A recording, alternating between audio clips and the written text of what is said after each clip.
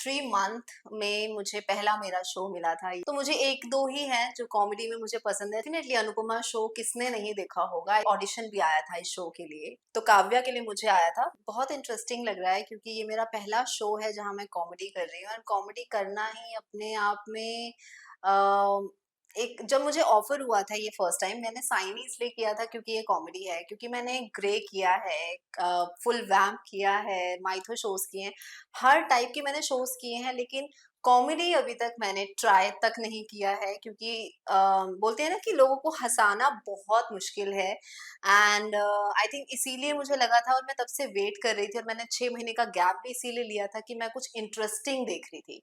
And जब मुझे यहाँ से ऑफर आया था तो उन्होंने सारी चीज़ें मुझे बताई, तब तक मैं कन्विंस नहीं हो रही थी, लेकिन जब उन्होंने मुझे कहा कि इसमें कॉमिक भी रहेगा, and that was I was like कि हाँ, यही मुझे चाहिए था, क्योंकि कुछ रेयर आपके दिमाग में चीज़ें होती हैं जहाँ पर मैं ये भी सोचती हूँ कि जैसे अभी भी मेरे दिमाग में रहता है कि अब अगर आगे चल के मुझे डबल रोल के लिए आएगा, क्योंकि आई थिंक यही बचा है अब कि मैं वो करना चाहूँगी, क्योंकि बाकी टाइप के मैंने कर लिए हैं। सीधी सादी बन चुकी हूँ, वैम्प बन चुकी हूँ, ग्रे कर चुकी हूँ, माइथो शोज़ कर चुकी हूँ, एंड सुपरनैचुरल्स कर चुकी हूँ।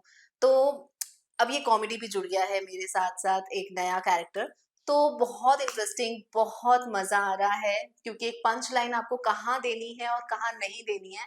क्योंकि आपने अगर अच्छी जगह पंच लाइन दे दी तो बहुत अच्छा हो जाता है, लेकिन अगर आपने गलत जगह दे दी तो वो अजीब ड्रास्टिक में चला जाता है। तो I think as an actor आपको वो देखना पड़ता है कि आपको कब कहाँ कॉमेडी करनी है। तो यस, सीखने को मिल रहा है काफी कुछ।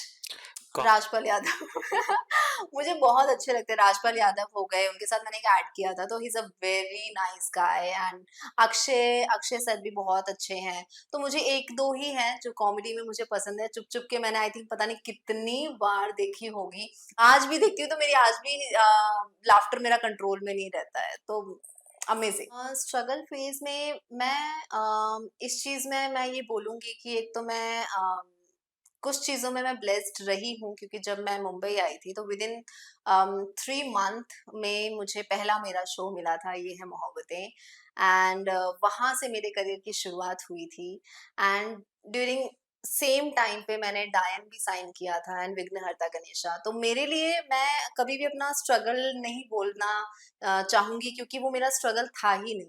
क्योंकि आज भी मैं देखती हूँ there are so many actors जो आज के टाइम में उनको नहीं काम आता है, नहीं ऑफर्स होते हैं। बहुत नामी नामी एक्टर्स अपने टीवी में स्पेशली एक टाइम पे करने के बाद वो बहुत लंबे टाइम तक बैठना पड़ता है, एंड इट्स नॉट इजी। किसी का एक स्पेसिफिक होता है, जैसे मैं एज अ पर्सन मैं ज्यादातर नहीं चाहती कि मैं लीड करूं, मैं लीड पर्सन नहीं बनना चाहती, क्योंकि मैं 30-31 डेज मैं काम नहीं कर सकती, 15-15 घंटे। मेरे दिमाग में वो चीज़ हमेशा, मुझे हमेशा लोग बोलते हैं कि लीड के लिए जब मुझे आता है, मैं सीधा वही बोलती हूँ कि मुझे नेगेटिव लीड हो या पैरेलल लीड हो, वो मुझे सजेस्ट करें, तो आई थिंक मैं उसको मज़े से कर पाऊँगी, क्योंकि मुझे 22-25 डेज़ वाला काम चाहिए। तो लोग ये सब सुन के थोड़ा सरप्राइज़ होते हैं। एंड मुझे लगता है कि लीड में बहुत मेहनत होती है, बहुत मेहनत लगती है।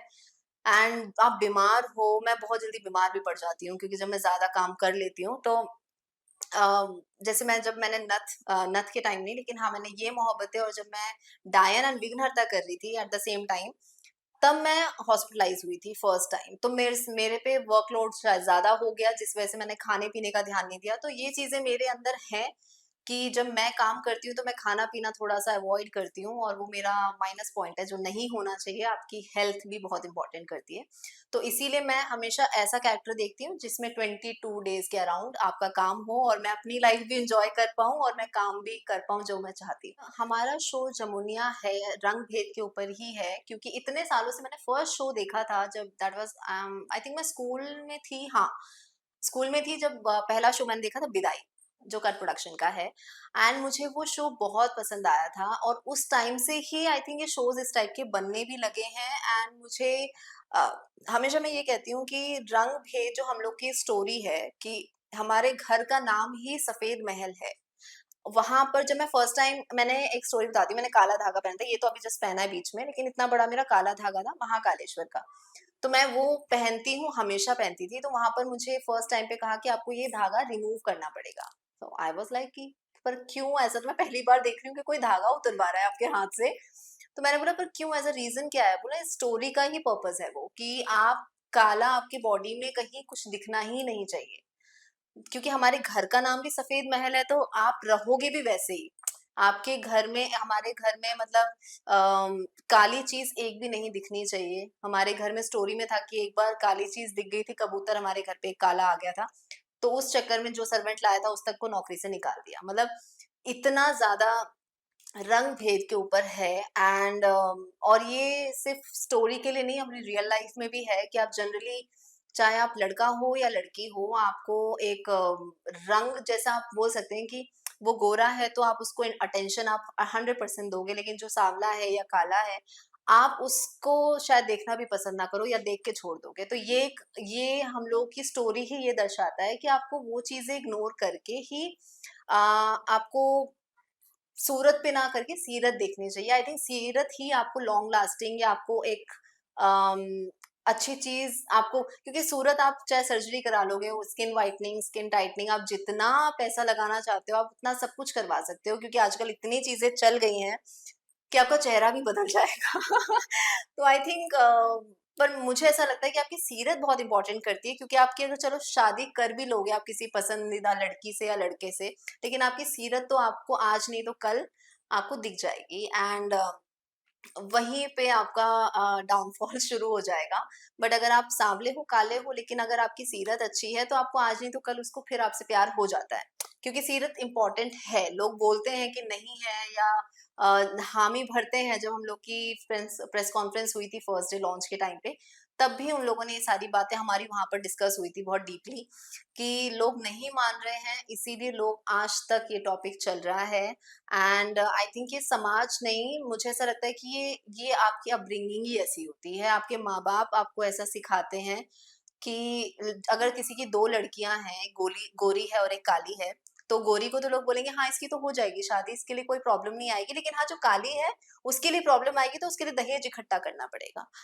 तो ये आपकी, आपको घर से ही आपको प्रिपेयर किया जाता है कि आप सफिशिएंट नहीं हो जैसे आप हो, आपको जिस तरह से दिखना है, तो वो फिर आपके दिमाग में इनबिल्ट भर जाता है। और जो काले लोग होते हैं जो कितने शोज देखते हैं, तो उनमें एक नेगेटिविटी भरती जाती है। वो इतना कुछ सुन चुके होते हैं कि आप काले हो, आपका ऐसा है वैसा है, जो भी आप जिस तरह से भी आप कमेंट करते होगे, तो वो नेगेटिविटी भरते भरते आपके फेस पे दिखने लगती है। फिर दूसरे लोगों से वो जेलेसी आ जाती है, तो वो धीरे धीरे स्प्रेड होता जाता है और आपको नहीं मालूम पड़ता है। तो आई थिंक मुझे ऐसा लगता है कि आप जैसे हो आप वैसे रहो, और उस चीज में आप इनहांस करोगे तो आई थिंक आप बहुत ब्यूटीफुल लगोगे। यही हमारे शो का पर्पस है कि आप आज नहीं तो कल, कुछ परसेंट भी लोग सीखेंगे, लोग नहीं समझ रहे हैं, इसीलिए बैक टू बैक इस टाइप के शोज आ रहे हैं। और आई थिंक जब तक लोग नहीं सीखेंगे, और वो आते ही रहेंगे। तो है वो कैरेक्टर टाइप्स, और कैरेक्टर जैसे मेरा है सुलेखा, तो हाँ, सुलेखा में मैं ये बोल सकती हूँ कि एज अ सुलेखा, अगर आप देखेंगे नाम बहुत ओल्ड फैशन है सुलेखा, क्योंकि हमारे पूरे परिवार में अजीबो गरीब नाम है सबके। लेकिन हाँ, सुलेखा का लुक बहुत अप मार्केट है, बहुत क्लासी है, बहुत हाईली फैशनेबल है वो लड़की। एंड जैसे दो भाई हैं, उनकी सबसे घर में सबसे छोटी है, तो जब सबसे छोटी और लाडली जुड़ जुड़ जाता है तो बदतमीज अपने आप जुड़ जाता है। तो वो बिगड़ैल बदतमीज है, जहाँ उसको अपनी बातें मनवानी है और जो चाहिए तो चाहिए, अपनी माँ की तक नहीं सुनती है वो। एंड बहुत रूड है, जब बोलना है उसके मुंह पे बोलना है। एंड सिर्फ एक कैरेक्टर मैं ही हूँ उसमें, जो कि जो दादी है, मतलब मेरी जो माँ है, उनको मैं मुंह पे उल्टा जवाब दे सकती हूँ, और ये सिर्फ मेरा कैरेक्टर है, बाकी किसी का नहीं है, बाकी जी माजी वाले सारे हैं। तो वो एक इंटरेस्टिंग है पार्ट।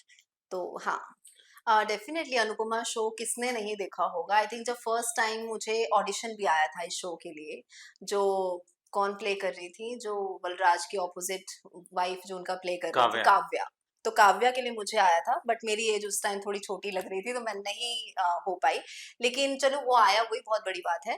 लेकिन हाँ, अनुपमा मैंने शुरू में 2 साल देखा है, और 2 साल बहुत अच्छा चला है। अभी मैं नहीं देख पा रही हूँ जस्ट बिकॉज ऑफ शोज। जब आप 15-15 घंटे काम करते हो तो आपके पास नहीं टाइम होता है। आज मुझे बेसिकली ऑफ मिला है और आज मैं यहाँ पर हूँ। तो अनुपमा का कंसेप्ट ही बहुत प्यारा है एंड ऐसे रेयर शोज देखने को मिलते हैं कि आप घर पे किस तरह से बिहेव करते हो, आपके बच्चे किस तरह से बिहेव करते हैं एंड जो पढ़ी लिखी नहीं होती हैं उनको किस तरह से ट्रीट किया जाता है घर पे, स्पेशली बाहर उनके हस्बैंड किस तरह से ट्रीट करते हैं, जो बलराज प्ले कर रहे थे। तो वो एक बहुत अलग स्टोरी है और बहुत यूनिक थी, जो मुझे भी आया था। और अभी भी उनका जो अभी जो उनका लीप लिया है शो ने, तो उसमें भी मुझे आया था, ऑलमोस्ट लॉक ही हो चुकी थी। लेकिन कुछ चीजें थी जो वर्कआउट नहीं हुई। लेकिन अच्छा है कि चलो ऊपर तक जा रहा है, लेकिन जहाँ जैसे कि होता है कि 20 साल की लड़की की माँ बनना, वो मैं अभी एज अ स्टार प्लस नहीं चाहती हूँ। मैं दंगल में बन जाऊं चाहे, लेकिन स्टार प्लस पे मैं वो टैग नहीं चाहती थी, तो इस वजह से कुछ चीजें नहीं हो पाई। बट बात तो ऑलमोस्ट हो गई थी। लेकिन हाँ, लेकिन होता है कि आप अपने दिल में, आपके दिल में आप किस तरह से प्ले करना चाहते हो, एक हमेशा आप एक इमेज बना के चलते हो। तो मैंने वो बना रखी थी, तो मैं चाहती थी कि एज अ स्टार प्लस में तो मैं एटलीस्ट इस तरह से नहीं आना चाहूंगी। आऊंगी तो फिर एज अ मैरिड हूँ, लेकिन इतना बड़ा बच्चा तो नहीं जितना मेरी एज का। तो हाँ, वो चीजें थी, लेकिन बहुत अमेजिंग शो है ऑफ कोर्स। ओके। नहीं, मैं एक्चुअली बिग बॉस मटेरियल में बिल्कुल भी नहीं हूँ। उसमें बहुत आपको कंटेंट देना पड़ेगा, जिस टाइप के कंटेंट्स वो चाहते हैं वो तो मैं शायद ही दे पाऊंगी। एंड ये है कि अगर मैं गई भी तो just because of Salman Khan, घूम के और एक आध एपिसोड में आ गई। इतना मैं ज्यादा से ज्यादा कर सकती हूँ, उससे ज्यादा मैं मेरे से होगा भी नहीं, और मैं मुझे मालूम है कि मैं नहीं कर पाऊंगी। तो इससे बेटर कि मैं जैसे खतरों खिलाड़ी भी हो गया या कोई भी रियलिटी शोज हो गए, मैं नहीं कर सकती हूँ। And big no. और मैंने ये हाँ भी इसलिए बोल दिया है क्योंकि पता चले मैं पहुंच जाऊं और फिर बोले कि इसने झूठ बोला था। तो इसलिए मैंने बोल दिया अगर मैं जाऊंगी भी तो just because of Salman Khan. Otherwise मेरा इंटरेस्ट तो बिग बॉस में नहीं है। मैं सिर्फ अपने फैंस, मैं फैंस को फैमिली बोलती हूँ हमेशा से, और वो हमेशा मुझे हर शोज में प्यार देते हैं, और इतना देते हैं, मेरे हर कैरेक्टर को पसंद करते हैं जैसी मैं दिखती हूँ, चाहे मैं कैसा भी कैरेक्टर प्ले कर रही हूँ। बट उन्होंने हमेशा मुझे प्यार दिया है। उनके फीडबैक से मुझे काफी चीजें सीखने को मिलती हैं। मैं आई नो कि मैं बहुत सारी चीजें नहीं शेयर कर पाती हूँ, लेकिन मैं डेफिनेटली पढ़ती हूँ। और उस चीज से मुझे समझ में आता है कि कैसा पब्लिक को चाहिए और कैसा फैमिली को चाहिए। तो जैसे आप हमेशा मुझे प्यार देते आए हैं, ऐसा ही दीजिए, और जमुनिया को भी ढेर सारा प्यार। एंड ताकि और जो हमारा मैसेज है जमुनिया के थ्रू, वो आप सब तक पहुंचे। And so thank you so much guys.